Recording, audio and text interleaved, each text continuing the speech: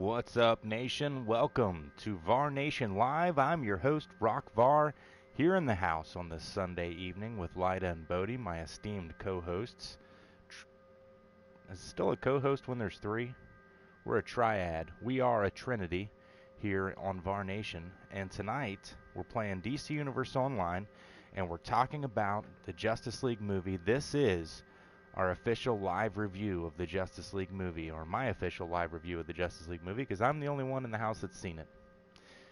That's right. I snuck out last night, went to the late showing, and we're going to talk about my first thoughts after viewing the movie and kind of what I was thinking through the movie.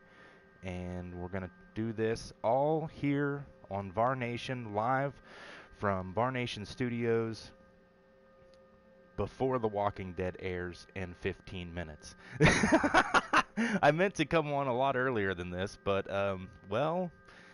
it didn't quite work out that way. And so, I don't know, if we're deep into conversation, maybe we'll bleed into Walking Dead. I'll be honest with you, I wasn't so thrilled with the last two episodes, and, so, you know, we'll see if I care enough to stop. But Jack Plays, what's up, buddy? Thanks for joining the stream. Yep, it's hard. We're due. He said that he preemptively thanked me for thanking him. So yeah, I'm the only one in the house that's seen it. Lyda has no idea, but then she doesn't really watch anything anymore. She's busy with our son. They watch Word Party a lot on Netflix, and that's kind of their thing. So I went and watched it, and I told her all about it. And I'm not going to go into spoilers in case anybody's worried about it. I'm not going to give anything away. I'm just going to talk about basically my feelings surrounding the DCEU, how I think they did on this movie, my afterthoughts as far as where this leaves us in the DCEU, and what I think is next on the horizon. So it's kind of going to be a general review. I'll break it down. I'm actually going to try to do some videos this week breaking down certain aspects of the movie and doing, more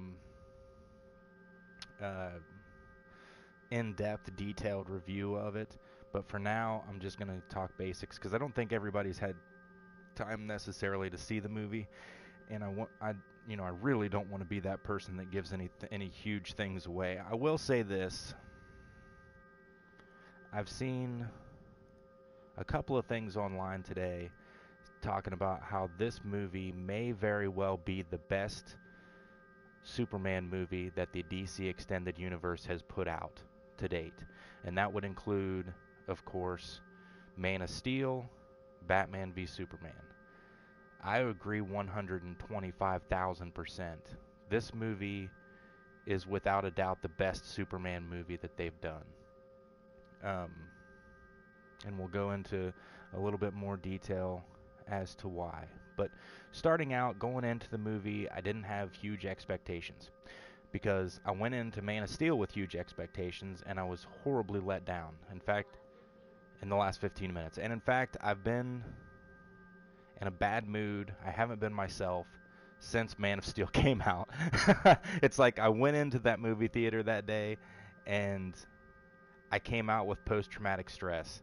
Like I'm not trying to belittle anything. I'm just trying to say it was like I was coming fresh off the heels of Smallville. Everything was right in the world. I was looking to the future. Had high hopes for the world. Was really excited that Superman was now going to be, there was this new version of Superman that was getting ready to come out, and all of this young generation was going to get to know this character that I loved, that I knew could be a symbol of hope for the world. And we were in, let's be honest, in that time, the entire world, not just the United States, we were in a state where we could have definitely used a hero. Even though, Superman's not real, it was something to strive to become. We're in a state now where there's been all kinds of shootings, there's been all kinds of bombings, there's been sexual harassment all over the place, It's just been a dark time in our society, to be honest. And we came off of one president and went to another, and we had great hope for how that was going to go. It didn't necessarily go the way that a lot of people hoped it would. A lot of society was let down by that.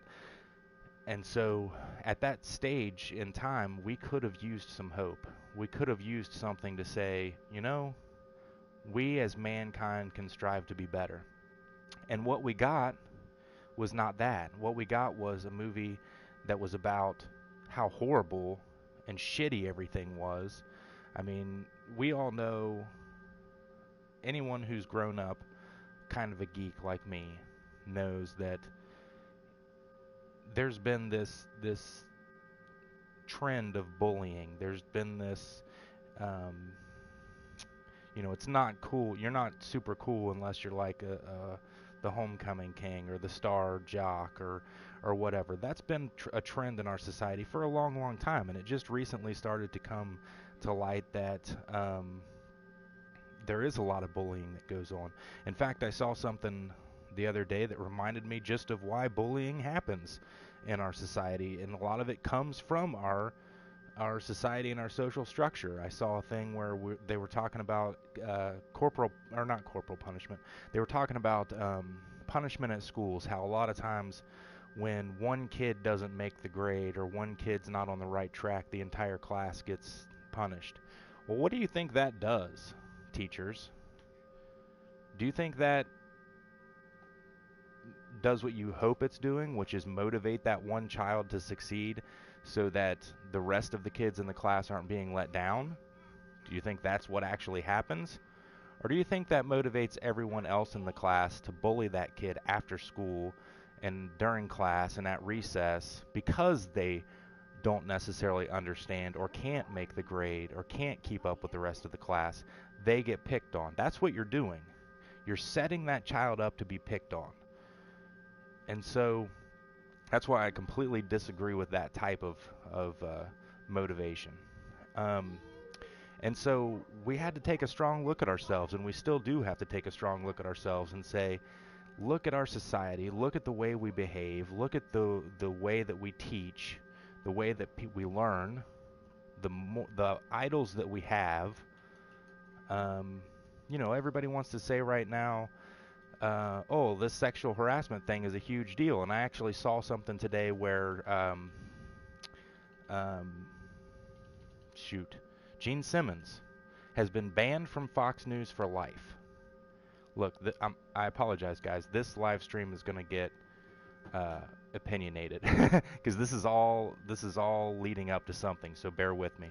So Gene Simmons has been banned from Fox News for life, and I'll explain to you why. So Gene Simmons, bassist for Kiss, known for being outrageous, known for being a womanizer, is on Fox News, and he's asked what he thinks about these sexual scandals. And basically he replies, hey, when you're asking the rock star that paints his face up and sticks his tongue out for a living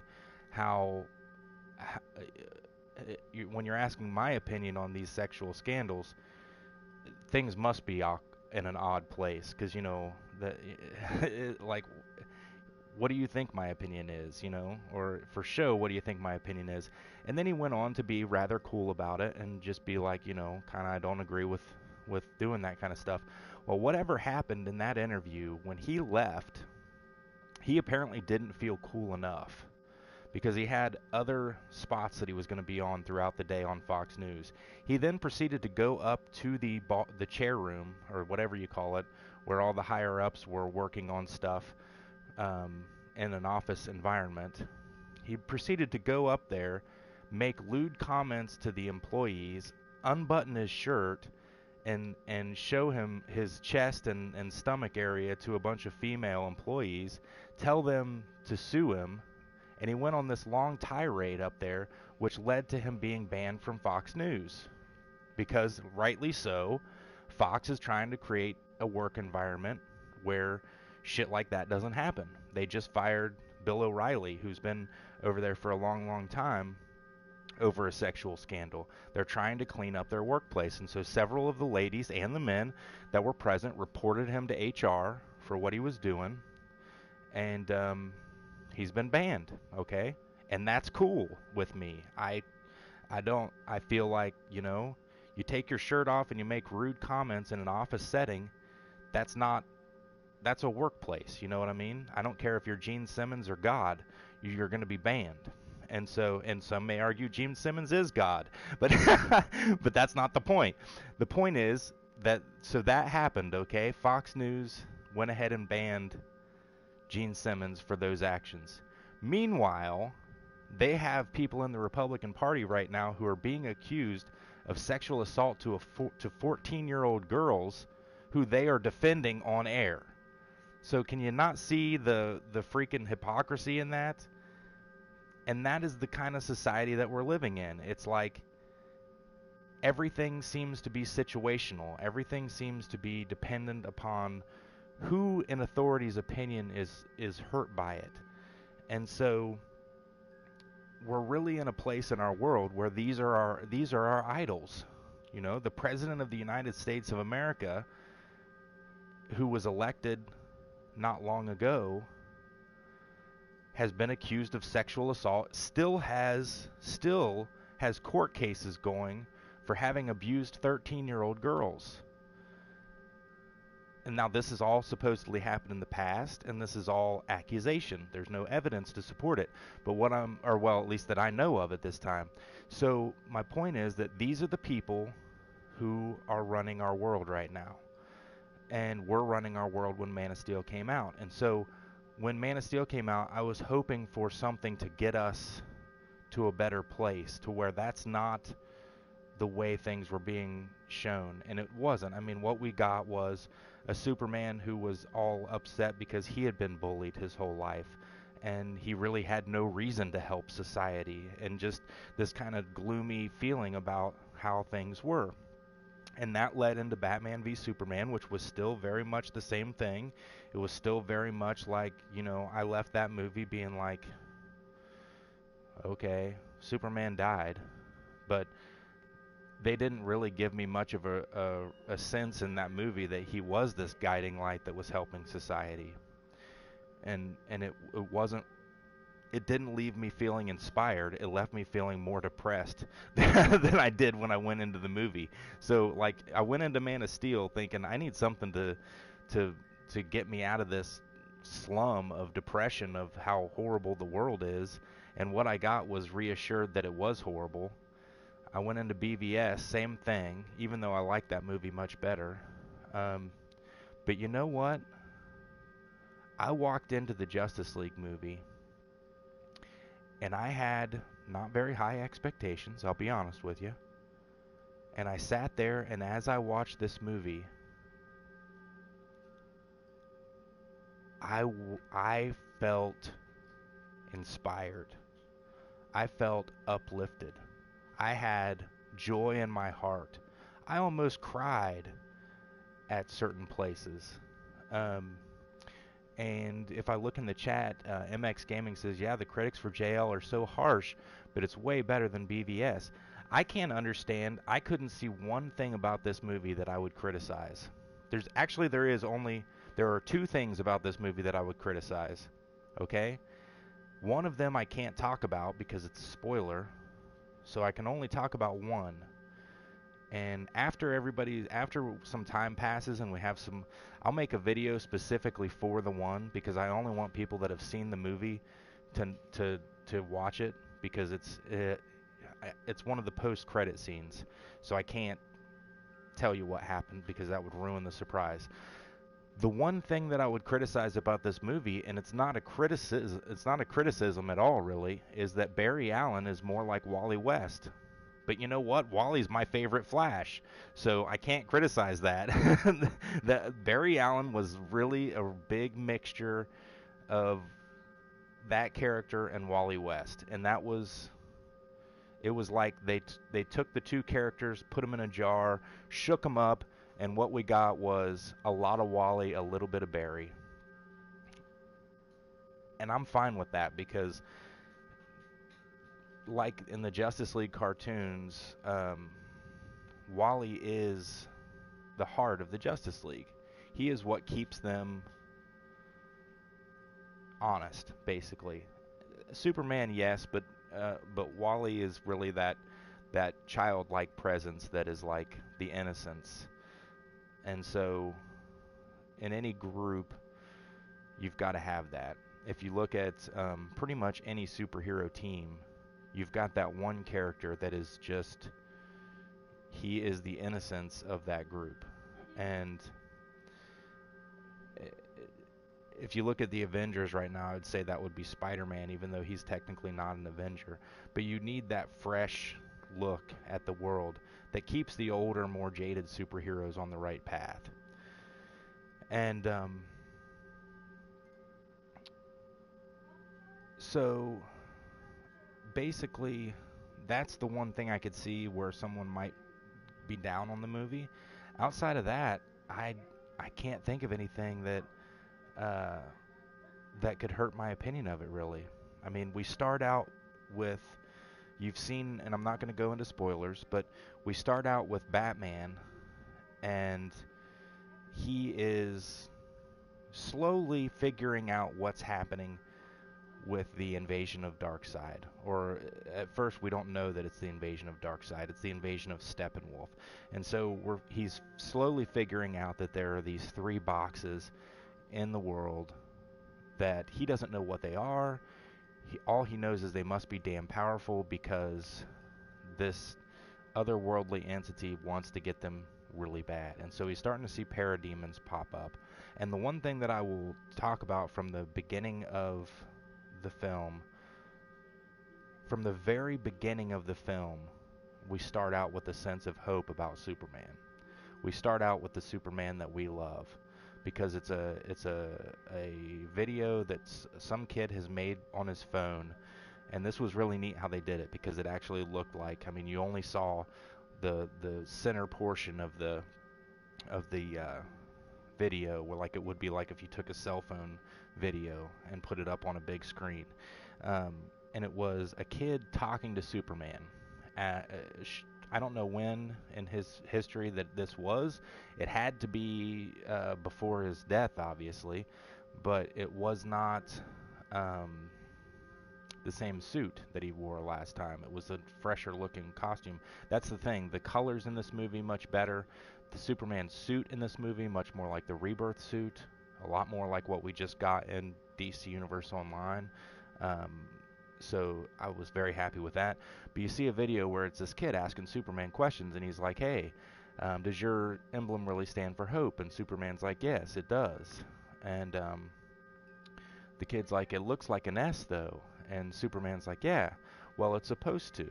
It's, it's basically like a flowing river.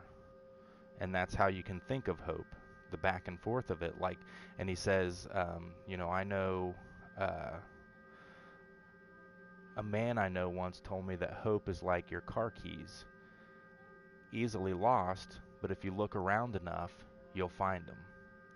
And that scene right there almost made me cry because I know he's talking about Jonathan, even though he didn't say it, and just the way that he said it, the whole demeanor of Superman through this whole movie is just more lighthearted. He doesn't look pissed off. He doesn't look, upset about everything in life like he did in the last 2 movies. And so they moved from that to the first scene with Batman. And my God, Ben Affleck, I wouldn't have guessed it. Lyda would have guessed it. In my opinion, outside of Keaton, who now that I look back at Keaton, I'm starting to wonder who was better. Affleck could be the best Batman of all time. I mean, well, not all time. Well, Kevin Conroy's the best Batman of all time, in my opinion, but of course that's not live action. But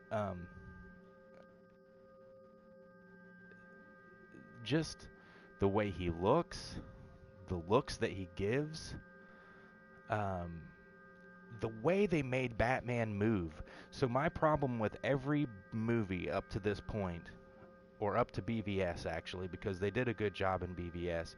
But my problem with pretty much every Batman live action movie has been Batman's a stick figure. Like he they had not figured out a way that he could move and fight like the Batman we know from the comics and the animated shows. The Batman we know from the animated shows is very acrobatic, very limber. He blends in very well. He's like a ninja, right? I mean, that's the whole point. Um, and mostly what we get in Batman movies has been Batman's like the Terminator. He walks into a room, he's all stiff and he's this big, 6'4" dude. He's all stiff and enemies come at him. He can't even look at him because his cowl. He can't even look from side to side because his cowl is so sturdy. And he fights with his arms, and that's about it. Occasionally he throws a kick, but that's it. Well, Batman in the animated shows, he's all over the place. He's doing backflips. He's doing crazy kick moves. He's throwing batarangs. He's throwing smoke bombs. He's attaching fucking bombs to people's chests as he's fighting them and flipping backwards, and then he dives back into the shadows and you don't see him, and then he comes out of nowhere on the other side, and it's just this whole art form that Batman does in his fighting we've not seen in a movie, and we did in this. I mean, this was flippin' awesome. It was from the first scene. What's up, Jeffrey Lane? From the first scene that we saw Batman moving on, he was Batman straight out of the comics, straight out of the animated series. Every scene where he had a fight scene was amazing. It was just beautiful to watch. So they absolutely nailed Batman. They absolutely nailed Affleck. Absolutely owns the role. The only thing I would say about Affleck's Batman is for me, being a fan of the animated series and Kevin Conroy, you never see Batman smile. Affleck occasionally gives the Affleck grin, but that's okay because it was at the appropriate times. And I mean, just if I had never seen another movie that Ben Affleck was in, that was what a lot of people were scared about going into watching him play Batman, was were we going to see Batman or were we going to see Ben Affleck? We saw Batman. He totally became that character. If I didn't know who he was so much, I wouldn't have known it was him. It was phenomenal. The Batman voice was a little bit mechanical. It reminded me a little too much of the Bane voice that came from the Dark Knight Rises. Yeah, Jeffrey. Jeffrey asked me, did I lose my shit? Yes. I absolutely lost my shit. From the first scene of the movie, I lost my shit. I do. I feel like I know the parts you mean, man. He had said that there would be certain parts where, as a Superman fan, I would just lose it. It was absolutely true. In fact, they did Superman so right in this movie that I immediately, after I came out of the theater, went on Twitter and thanked Warner Brothers and DC Comics for making this happen. This movie, if they never make another live action DC Comics movie, I'll be all right. I'll die a happy man. When this comes out on video, I'm literally going to watch it every day. I'm going to go back to the theater and see it a couple more times while it's in the theater. But, I mean, phenomenal. So, and let me get to the chat real quick before I move on. MX, hey buddy, thank you for joining it. I know you've been super busy. I'm glad you could be on. He said, yeah, I know Batman is supposed to know 127 mixed martial arts with 424 ways to incapacitate you, and 324 ways to kill you, but he doesn't. That is true. Batman, it's like Batman would look at you and be like, I literally know 242 ways to kill you right now, but I'm not going to. And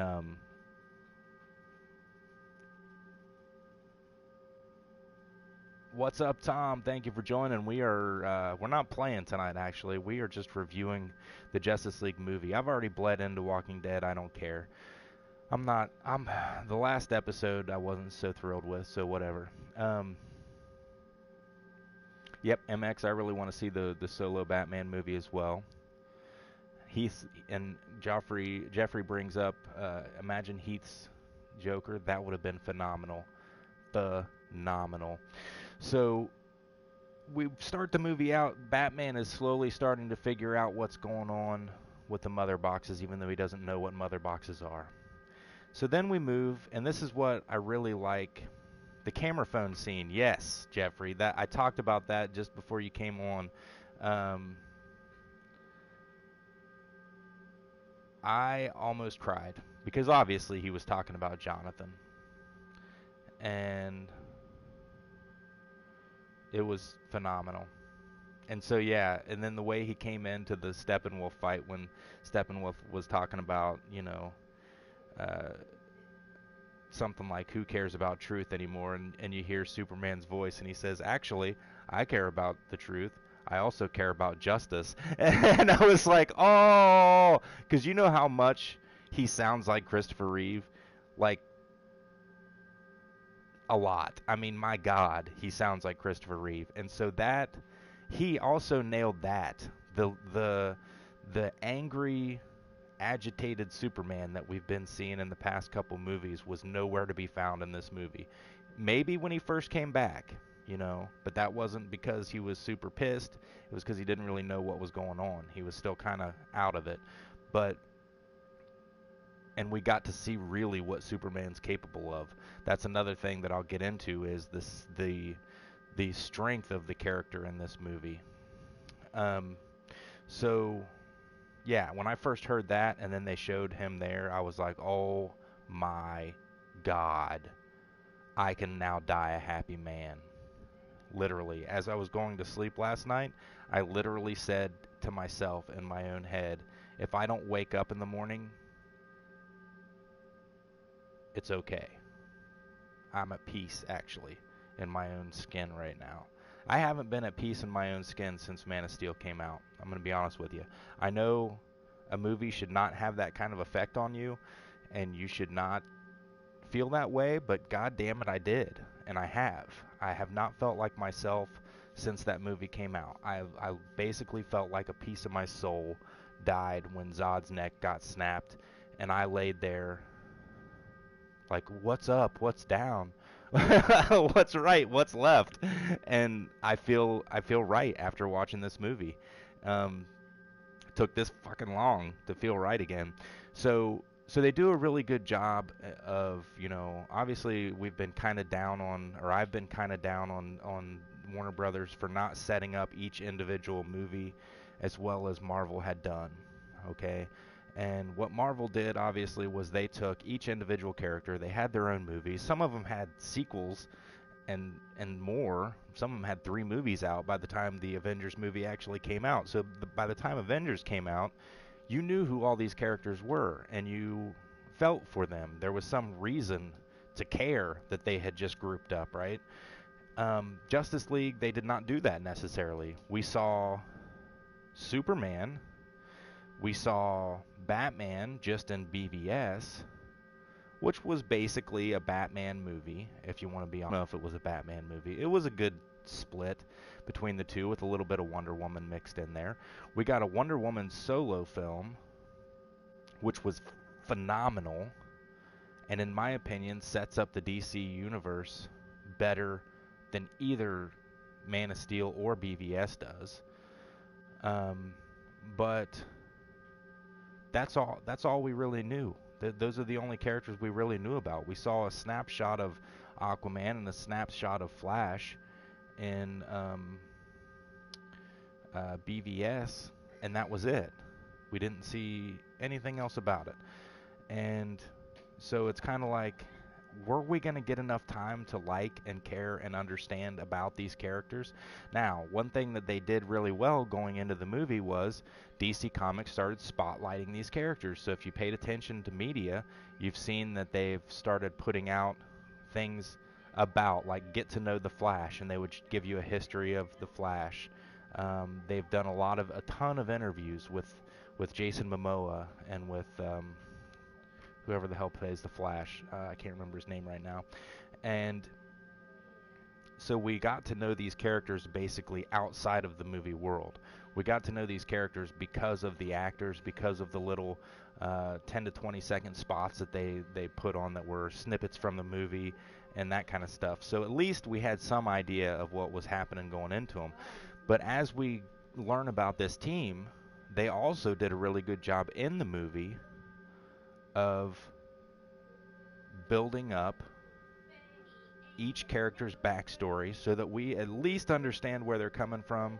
We at least understand how they end up in this extended universe, how they interact with the other characters, and what their motivation is for being involved in this fight. So as Batman's recruiting and as Wonder Woman's recruiting, we get to know these characters a little bit more. And so, with the exception of the Flash, they did not go into a huge amount of backstory with Barry Allen. But if you think about it, the Flash is everywhere.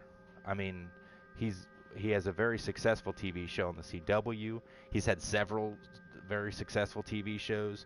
He's been a part of Smallville. Um, we know who the Flash is at this point in our collective consciousness of, if you will, of DC Comics. We don't necessarily need a tutorial on the Flash. Aquaman, not so much. You know, it was cool to get a little bit more backstory with Aquaman. I really like the direction that they went with him, because one of the things that I like about this version of the character is that he is Arthur Curry. He, at this point in his life, doesn't necessarily know his Atlantean roots. He's just starting to get into it.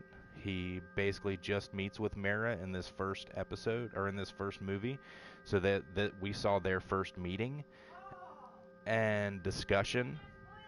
This is, Lida's getting pissed at me. I'm trying not to give spoilers, but I'm just giving a little bit, so when you start to, if you haven't seen the movie yet, you'll understand what's going on. Because when I first saw, You didn't tell me Mara was in it. you've known Mara was in it. They cast her. We looked at it. Aquaman movie. It's for that as well. But you didn't tell me it was. Okay, well, she was in it for like 3 minutes. But anyway, I'm getting smacked. But anyway, so basically, we're seeing Aquaman's character get set up in this movie. He knows he's an Atlantean and part human. He has been raised in the human world. He's getting into the Atlantean world. He doesn't necessarily know all the lore, but he knows some of it. And so when we first see him, it's like he's living in both worlds. Okay? Yeah, isn't it though? And so, and they also made Jason Momoa kind of, he's not the real stern Aquaman that we necessarily know from the comics. He's not the real goofy Aquaman that we know from like the cartoons, or from at least the Batman Brave and the Bold cartoons. He's a good mixture of both, if I want to be honest. It's like he has his comedic moments, but you still get the idea that this guy would snap your neck just by grabbing you. Like he's a big burly dude. He reminds me a lot of the Aquaman from the Justice League cartoons. This whole movie, in my opinion, if the cast of the Justice League cartoons would have overdubbed the voices, it would have passed for an episode. I mean, it was, each one of these characters basically just stepped right out of the cartoons, and there they were. It was like Susan Eisenberg could have been doing the voice of Wonder Woman, and I would have bought that it was that character. Kevin Conroy, I wish they would finally wake up and have Kevin Conroy do the voice of Batman when he's in the suit. Because I will say, yeah, Jeffrey makes a good point here. He's a little bit of a childish Aquaman until he becomes the king, and that makes sense. He's a little more lighthearted right now, and so just this movie had just the right amount of comedic relief. I don't understand the critics who are going ape shit about it and are complaining that it's too goofy or campy or whatever, because it's not. There was just the right amount of goof, just enough so that it wasn't an entirely like, for example, and even the goofy stuff was real world. Like, there was a good scene where I got a good chuckle. They were doing an interview. It was showing a TV interview with a woman who her husband had been abducted by, or had been taken by one of the parademons. And so she's talking about, she starts cussing like a sailor. She starts dropping the F bomb, but they bleep it out every time. So you see this old lady, and she's like, "But he was standing right there, then all of a sudden bleep, and then bleep, bleep, bleep, and then bleep, bleep, and then bleep, bleep, and God bleep it." And it was like, that was fucking hilarious to me. I about rolled out of my seat.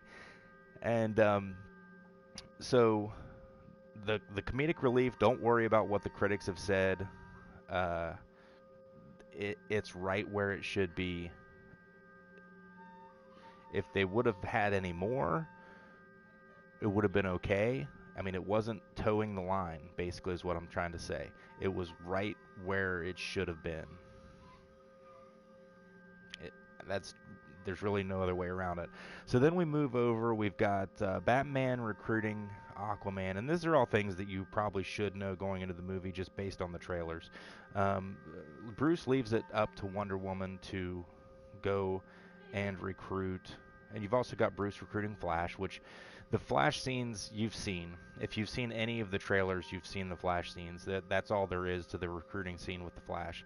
It's just a conversation between Bruce and Barry. Barry's basically all in from the first 2 seconds of the conversation.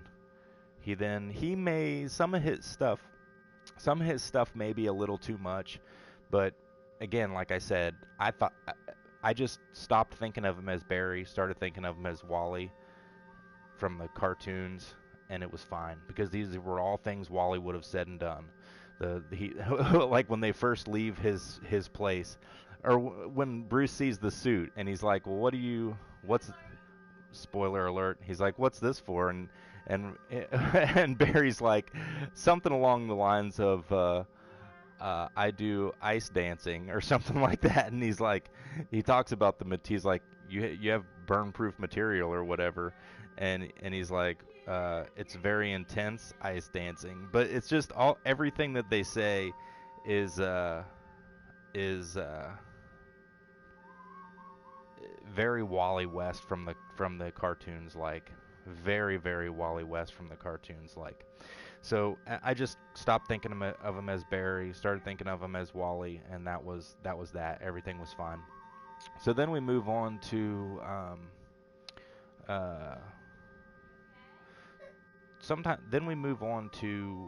Wonder Woman recruiting Cyborg, and this is where things change just a little bit. Cyborg in this is not the comedic feel-good character that he has been known to be in most other formats. In this, he is down on himself. He is trying to segregate himself from society. He feels like he is a monster. He is not come to terms yet with what has happened to him, basically. And so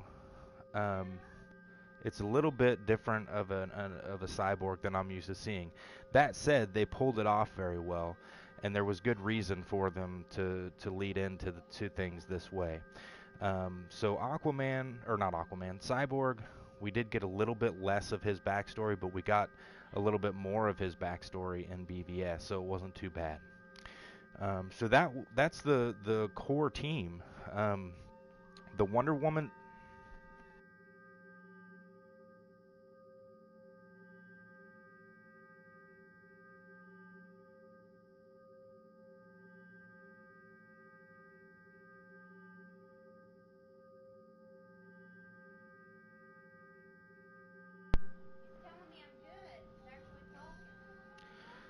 So the Wonder Woman scenes where we get action scenes with Wonder Woman, amazing. They make her seem a little bit more powerful in this movie than she had. There's a scene where she's trying to basically stop uh, a terrorist activity, and this guy's standing real close to this line of people, and he just starts shooting this machine gun, and she's actually able to run in front of the line of people and block each individual bullet as it's coming, and it just was a really good showing of the power level of Wonder Woman, so that when they bring in Steppenwolf and they start to tell this backstory as to how Steppenwolf has come to Earth before, we get an understanding that the Amazons were able to somewhat stand up to him and how that fight went down. And so for those of you that are wondering about that, how was it that Steppenwolf came to Earth? What was that fight like? Yes, DCUO's Peter Parker. I'm trying to make it spoiler free, man. I'm pacing. I'm sorry I'm not watching chat too much. I'm pacing around like I do when I'm trying to think and talk at the same time. But yeah, it is. I'm trying to make it spoiler free. But that said, for those of you that are wondering about how the history of this invasion goes down, they do a really good job of explaining about it. It's explained basically by Diana to Bruce, and they cut to a scene to actually show you what happened. And so as you see this fight happening, she's explaining the lore of it to Bruce, who doesn't know. Now the Atlanteans kind of know, and the Atlanteans actually really know, and Aquaman is kind of informed already. He knows at least how this is working. So the basics is Steppenwolf has come to Earth before. He's been defeated, and he was defeated because everyone joined in a fight together. The Amazons, the Atlanteans, everyone who was available. Let's just say that. Now, I'm not going to go into who, because there are a couple good things, couple good Easter eggs in there that you may have heard of characters that might be in the movie and might not be in the movie. And so I'll leave that to you to find out for yourself who all was involved in that fight. But let's just say it was a group effort. And because of this group effort, Steppenwolf was defeated. And he then retreats back to wherever he had come from, which inevitably was Apocalypse. But apparently because he lost this battle, he has been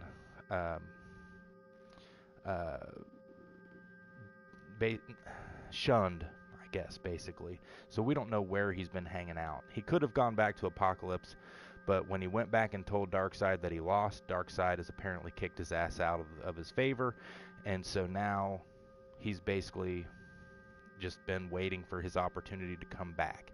And he's waited until pretty much everyone left doesn't really know what the hell's happened.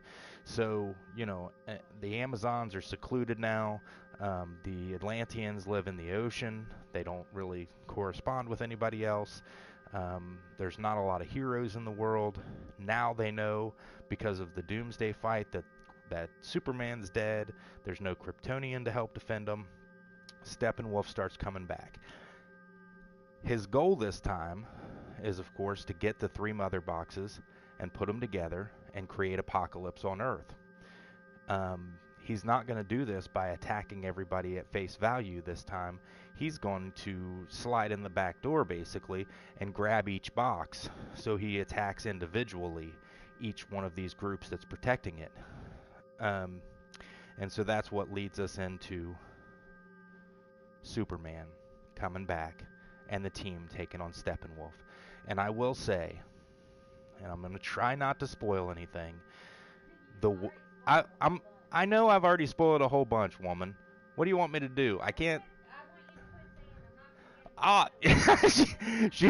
She wants me to quit saying I'm not going to give spoilers if I'm going to be giving spoilers. I'm not giving detailed spoilers. How's that? I have not been detailed. All right. So anyway, Bodhi says I've been detailed. He says, you've been about as detailed can be, Papa. No, because I could actually just sit here and recite the entire movie, but I'm not going to. So, but anyway, they do a very good lead up into Superman being a part of the movie. Um, and once we do get Superman, which w spoiler alert does happen. I guess that is a spoiler, but pretty sure we all knew Superman was going to be in the movie, Cheese and rice. given that Henry Cavill posted pictures of himself in the Superman suit before the movie started. But anyway, Peter Parker says, "Listen to her for once." Um, oh God, Peter Parker hates me. He d- he seriously does hate me. Okay, so Peter Parker. You said no spoilers, and then that's all you've been doing. Okay, Peter Parker, don't listen to the rest of this. I'm sorry, dude, because I'm not going to tell you anything else about what happens in the movie. How's that? But I am going to tell you I'm going to go on to explain that, like Jeffrey had told me, if you are a Superman fan and you have been yearning to see a Superman that makes you feel so good inside that you want to watch this movie 3 or 4 times in a row, see this movie. Oh, now he loves me. He says he loves me. You're so fun. Well, thank you. Thank you, Peter Parker. He loves me again. See? I've earned it back. I don't know MX. Honestly, I'm not going to comment on that. He asked me if he didn't ask me. He said the Hawk people join in. I don't know about that. Jeffrey says, well, he says, I will tell you, you should have known Superman was coming back. I'm trying to get myself together to the point where I don't say anything else that's too... There are plenty more things I could spoil, Sarah, or Lyda. And if I don't watch myself, I will, because I am super excited about this movie. I really want to tell you guys a couple of things, but I'm not going to. I'm going to, and I will say this, though. I am going to do some shorter review videos that are like 2 to 5 minutes long. They will be recorded. There will be massive spoilers. Peter Parker says, I feel bipolar. You love me and hate me at the same time, don't you? He says that. He actually said that next. I love you and hate you. I'm so sorry, bro. I it's not you, it's me. How's that? It's not you, it's me, man. I can't help it. I'm so excited about this movie. Like I'm glowing. I don't know if you guys can see it. Let's do this.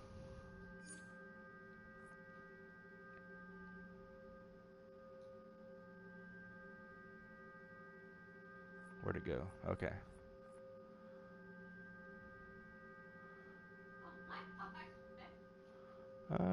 Let's see, which one? Here we go. That's me. This is me after seeing the Justice League movie. I put my Radiant Aura on. Yeah. She has to point out to me, oh, the one that I bought you for millions of dollars.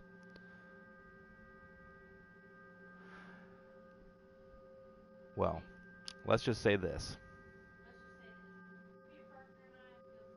Well, for once, well, not for once, but Lyda and Peter Parker are on the same page. So, in my opinion, yes. So that's the other thing I guess I can talk about without doing too much, without spoiling too much. Jeffrey brings up a good point. They cut out 2 hours of footage.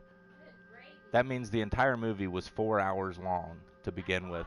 That would have been amazing. I would have loved to have seen that. They could have actually made that a 2-part movie and just put it out like 2 months later. Just been like, hey, Justice League's out.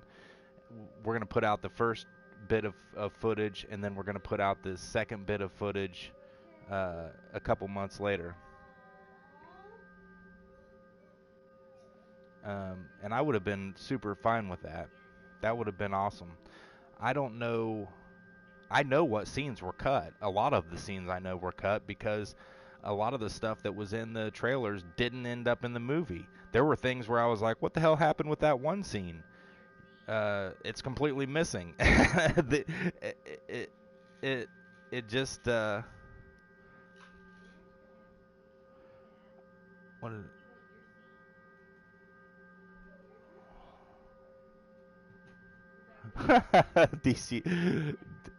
DCUO's Peter Parker says you are very smart, and he's sorry for dissing you before. I don't think he did actually diss you before, but Peter Parker says you're very smart. But yeah, there were things that were cut out. If I hadn't seen all the trailers and stuff like that, I wouldn't have known that there were scenes cut. To be honest, the movie didn't feel choppy at all. It had a good flow to it. I felt like everything was explained on screen well. There wasn't much of anything that was left to like figure out for yourself off camera. But with those extra 2 hours of footage, I feel like the movie would have been triply as good. Like it would have made it that much better. So that said, I can't wait to see the director's cut if they do that, because no, well, see, because Lyda's, she's under the opinion that Zack Snyder, this movie would have been drastically different if Zack Snyder hadn't taken a hiatus and Joss Whedon hadn't gotten involved. I don't know that that's true. I know that there were reshoots, okay, and I know that Joss said that most of the reshoots had to do with aesthetic things, so pictures type of stuff. I don't know that he had anything to do with dialogue, but I will say this, and the more I think about it, the more it's actually very true. Yeah, the group reminds me of the group from Firefly quite a bit. If you really think about it, uh, that is if yeah, that's real pretty true because Batman. Oh my God, I could actually sit here and put them into characters. If I Batman would be the captain, Aquaman would be Jane, Wonder Woman would be the first officer, Flash would have been the navigator. Holy shit, they all fall into the Joss Whedon format, don't they? That's insane. Okay, but anyway, Lyda gives Joss a lot of credit for this movie being as good as it was. That could be very possible. Yeah, Peter Parker brings up, it has a 37% on Rotten Tomatoes. It is. It was a 37 or 38, close enough. Yeah, out of 100. And Thor Ragnarok just got like 100% or some shit like that. I think people are getting paid off. That's what I think's happening. I don't know. I think people are so skeptical going into this movie that they had preconceived notions of what it should be. I think that's bullshit, to be honest with you, that 37%. I if I was if I'm the I hope the actors, I hope everyone involved doesn't take that to heart. Thor's like a 95% right now, he says. So, yeah. F you, Rotten Tomatoes. That's what I say. And that pretty much every movie that I've ever loved has gotten horrible. The critics have hated it. One of the most critically hated movies still to this day is Mallrats, and it's one of my favorite movies of all time. So they can suck it. Although they did give Wonder Woman really good ratings, and Wonder Woman was a great movie. So I don't know what the hell they want out of a movie, but I loved this. It left me with hope for the way that the DC universe. I would rate this at, damn, I'd give them 100% for effort. I'd give them,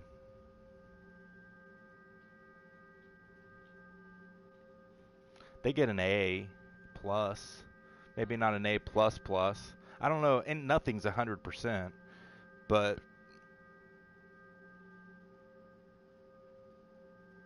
DCUO Peter Parker's favorite movie was Frozen. Seriously? Seriously? Hey, don't diss Seriously? Anna, man. Like the Disney movie Frozen? Because if that's true, you and Lyda are so much alike. um, yeah, he loves it. He loves Frozen. Well, hey man, I've never seen it, Yeah, and you want to be like, so it may be a great movie. Finn was my favorite. Jeffrey said it's only made 96 million so far. Well, we got to get back out and see it a few more times. I'm going to. So it hasn't broken any boxes. It hasn't broken any box office records, no. I'm in love with it. I'm seriously in love with it. I honestly, honest to God, if I had to work with what they have to work with going into this movie, like this story, this setup, there's not much else they could have done that would have changed. I mean, yeah, they could have brought in, and I don't want to give spoilers, but yeah, they could have brought in and made, get to more of the point of the Apocalyptian War, right? But that's for future movies. They can't blow their wad in the first movie. So I don't know, but Lyda asked me when I told her how much I liked this movie if it made up for the other two. I don't want to say that it has wiped the slate clean, but I do want to say this. It made me completely forget about Man of Steel. It put BVS into perspective,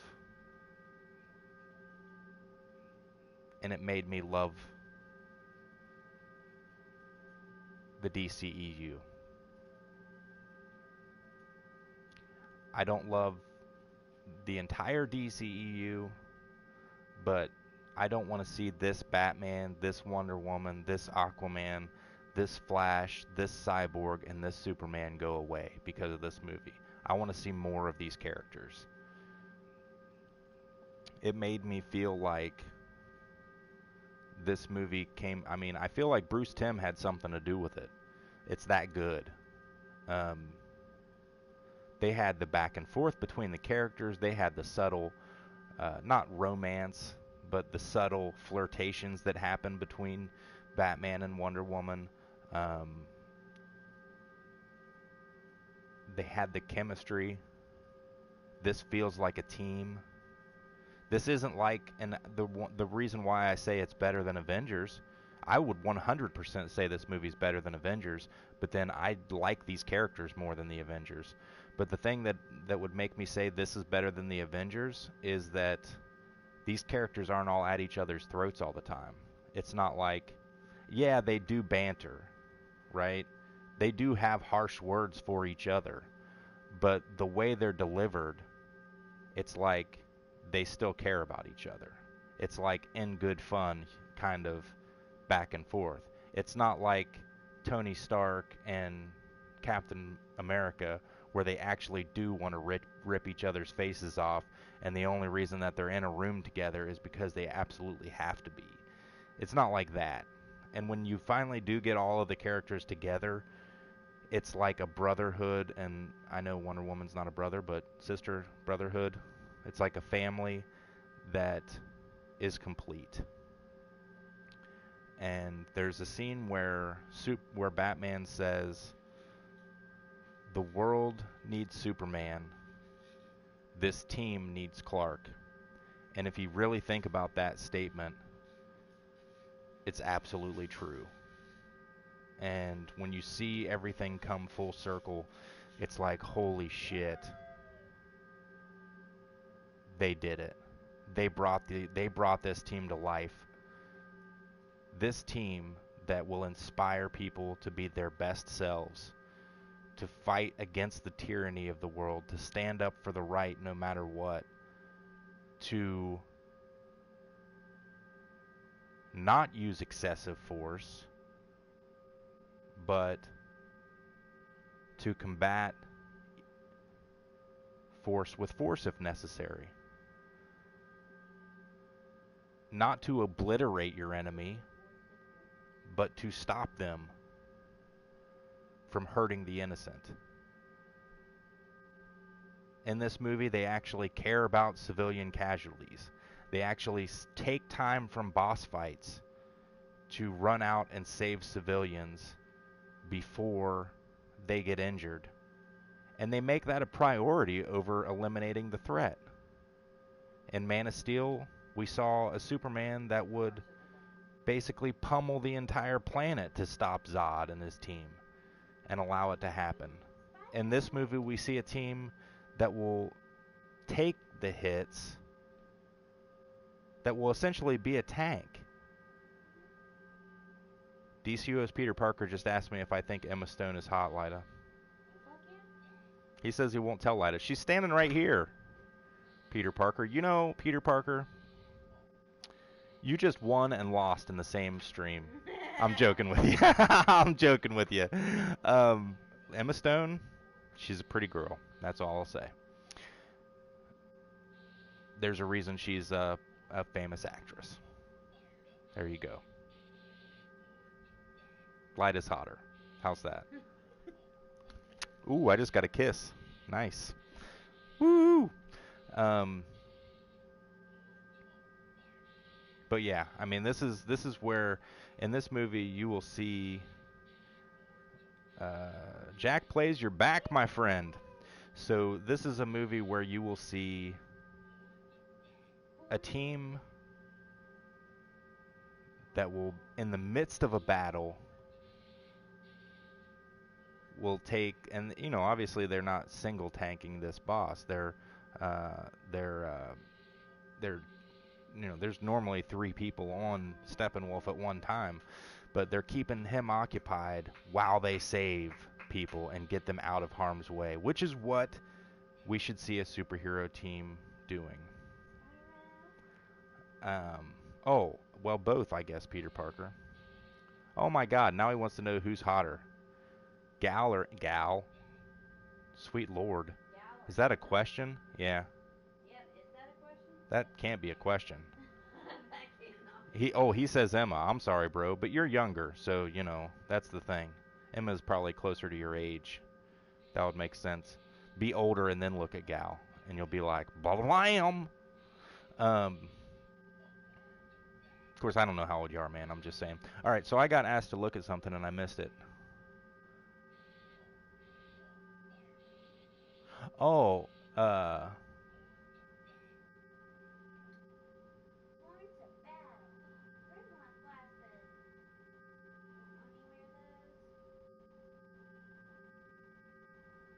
Hello, baby.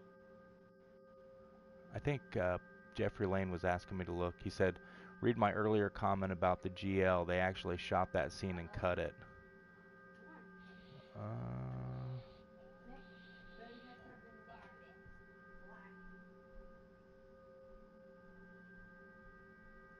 Oh, okay. So Jeffrey says there was a scene where Green Lantern went and met Batman. He met Kilowog and the fish-looking GL. He met them at the lake house. Oh, wow. That's neat. I wish they would have left that in there. I have not tried Mr. Heroes yet. I haven't had time to make it to Columbus. It's on my list of things to do. It's actually on my bucket list. So we're at the hour mark. I guess I'm going to go ahead and wrap things up. I don't think there's really anything that I wish I would have said that I didn't. There might be a few things that I wish I hadn't have said that I did. But for the most part, look. If you haven't seen this movie yet... Oh, are we talking about Scarlett Johansson? He says Scarlett or Gal. Gal. Gail, however her name is. She's, without a doubt... oh, Jack's 16. Nice. Well, your birthday was Friday. Happy birthday, man. Yeah, I don't know, man. There's just something... Gail is probably one of the most attractive females in Hollywood right now, in my opinion. I don't know what that is, why that is. Maybe it's because she's Wonder Woman. I don't know. But, yeah, it would be hard to top her at this point. so I don't know. But that said, um, if you have not seen this movie yet, it is 100% worth the price of admission. I loved it. The critics are morons. Um, Everyone who made this movie should be proud of themselves. I definitely would thank, for the first time in my life, Zack Snyder. I fucking love you, man. Thank you for this movie. Joss Whedon, thank you for your part in this movie. The actors, every single one of them. Henry Cavill, amazing as Superman. Ben Affleck, Batman to the T. Gal Gadot, I don't know how the hell you say her name. Gal Gadot, Gal Gadot, whatever the fuck your name is. You are an amazing Wonder Woman. You are a flipping amazing Wonder Woman. Not only on screen, but off screen, from what I've seen. And you have to remember, I'm pretty sure she was pregnant in some of this movie. And you would never know that. Jason Momoa, Aquaman, dude, you're a beast. I love you. Your performance was amazing. You made me like this character that I rarely have liked before. I think his name's Ezra Miller, I want to say, that played the Flash. I mean, he did a good job. He's in a hard spot. He's in a place where he can't just copy what's happening right now. You know, he can't be Grant Gustin. He can't just pretend to be the Flash that we already have on TV. Grant is my favorite Barry Allen right now. And it's hard to top him. So I feel like he did a good job by not trying to top him, but by trying to be different. And like I said, this Flash is more Wally West than Barry Allen. And if you look at it that way, I think you'll be fine with it. He did an outstanding job. He's a really, really good actor. He played the part well. I would have done some things differently with the Flash. Like, I didn't like how... I like the light... Okay, I'm going to stop on that. Lyda paused me in the middle of that sentence. I know I'm wrapping it up, woman. So, but anyway, Ezra Miller, great job as the Flash. Forgive me because I do not know the name of the guy who played Cyborg, but he did a really good job. I like the character. For those of you who are fans of Cyborg, there's a really nice Easter egg at the end of the movie that is going to make you feel very good about the character and your heart pop out of your chest. I actually said yeah in the movie theater really loud when it happened. I mean, it's just all there. It's all there. Alfred is cool. Alfred's amazing. The guy that's playing Gordon now should have been Gordon for a long time. Loved him. It was just, the movie was phenomenal. It filled my heart with hope. It made me want to see more of the DC Extended Universe.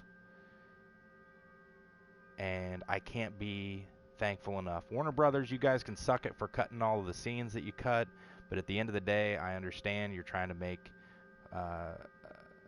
money. Because look at it this way, now when the DVD comes out, we're going to be more likely to buy these extended versions that are going to come out. I mean, they have to leave something to the imagination, I guess.